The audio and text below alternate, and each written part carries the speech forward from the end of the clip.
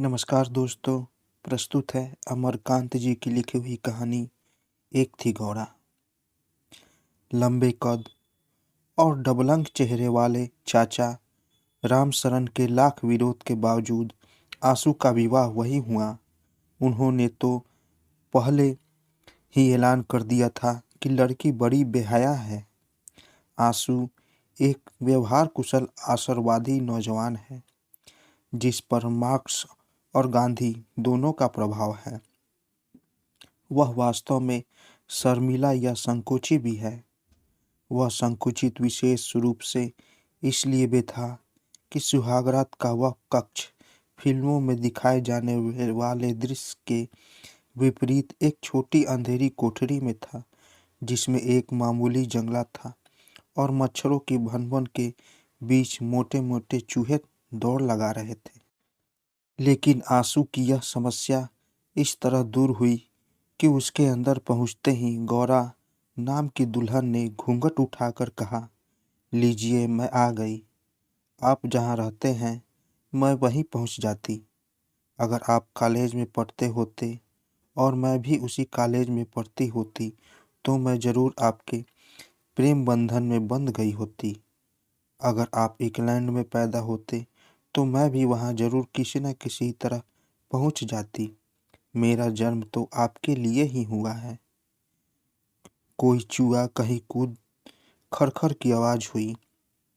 उसके कथन में भी व्यवधान पड़ा।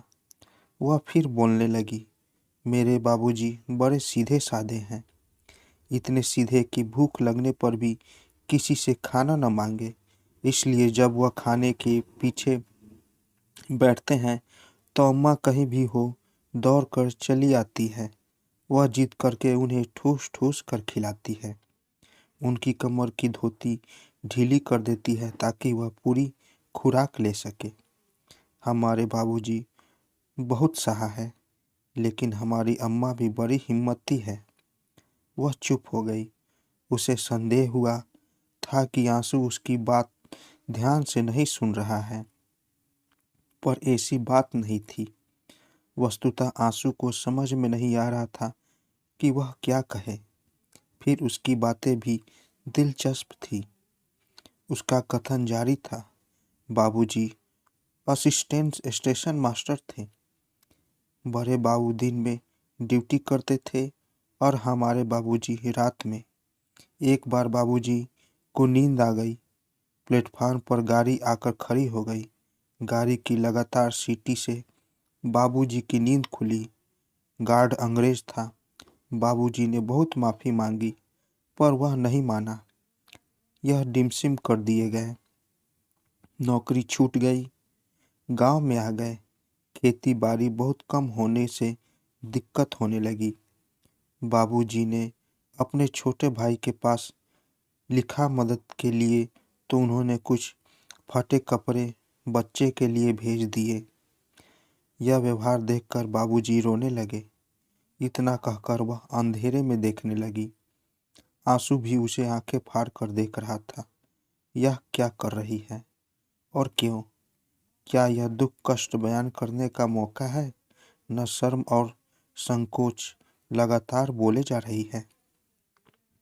उसने आगे कहना शुरू किया, लेकिन मैंने बताया था ना, मेरी माँ बड़ी हिम्मती थी।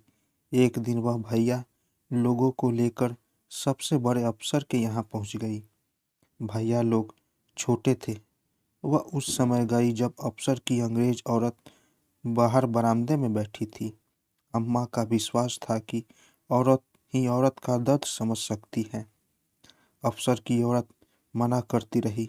कुत्ते भी दौड़ाए पर अम्मा नहीं मानी और दुखड़ा सुनाया। अंग्रेज अफसर की पत्नी ने ध्यान से कुछ सुना, फिर बोली, जाओ हो जाएगा। अम्मा गांव चली आई। कुछ दिन बाद बाबूजी को नौकरी पर बहाल होने का तार भी मिल गया। तार मिलते ही बाबूजी नौकरी ज्वाइन करने के लिए चल पड़े। पानी पीट रहा था पर वह नहीं माने। बारिश में भीगते ही स्टेशन के लिए चल पड़े। उनकी रुहेलखंड रेलवे में नियुक्ति हो गई। बनबसा, बरेली, हल्द्वानी काठ गोदाम, लाल कुआं। हम लोग कई बार पहाड़ों पर पैदल ही चढ़कर गए हैं।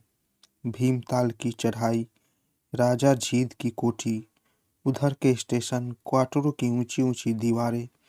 शेर, बाघ, जंगली जानवरों का हमेशा खतरा रहता है।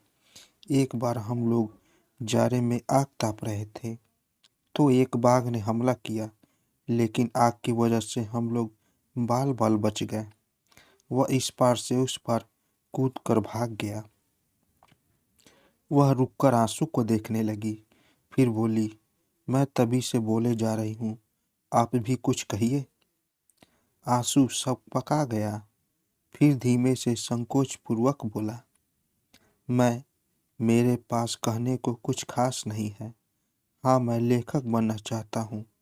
मैं लोगों के दुख दर्द की कहानी लिखना चाहता हूँ, लेकिन मेरे अंदर आत्मविश्वास की कमी है। पता नहीं मैं लिख पाऊंगा कि नहीं। क्यों नहीं लिख पाएंगे? जरूर लिखेंगे। मेरी वजह से आपके काम में कोई रुकावट ना आएगी। मुझसे जो भी मदद होगी, हो सकेगी, मैं जरूर दूंगी। आप निश्चिंत रहिए। मेरे भैया ने कहा कि तुम्हें अपने पति की हर मदद करनी होगी, जिससे वह अपने रास्ते पर आगे बढ़ सके। मुझे अपने लिए कुछ नहीं चाहिए। आप जो खिलाएंगे और आप जो पहनाएंगे वह मेरे लिए स्वादिष्ट और मूल्यवान होगा। आप बेफिक्र होकर लिखिए, पढ़िए। आपको निरंतर मेरा सहयोग प्राप्त होगा। उसकी आंखें भारी हो रही थी और अचानक वह नींद के आगोश में चली गई। आंसू कुछ देर तक उसके मुखमंडल को देखता रहा। वह सोचने लगा कि गौरा नाम की इस लड़की के साथ उसका जीवन कैसे बीतेगा, लेकिन लाख कोशिश करने पर भी वह सोच नहीं पाया। वह अंधेरे में देखने लगा। तो दोस्तों, कैसी लगी कहानी? अगर कहानी अच्छी लगी हो तो मेरे चैनल को ज़रूर सब्सक्राइब करें और साथ साथ बेल आइकन को भी ज़रूर दबाएं, ताकि मेरी कहानी सबसे पहले आप तक पहुंचे। तो दोस्तों, मिलते हैं एक नई कहानी के साथ एक नए वीडियो में। तब तक के लिए नमस्कार।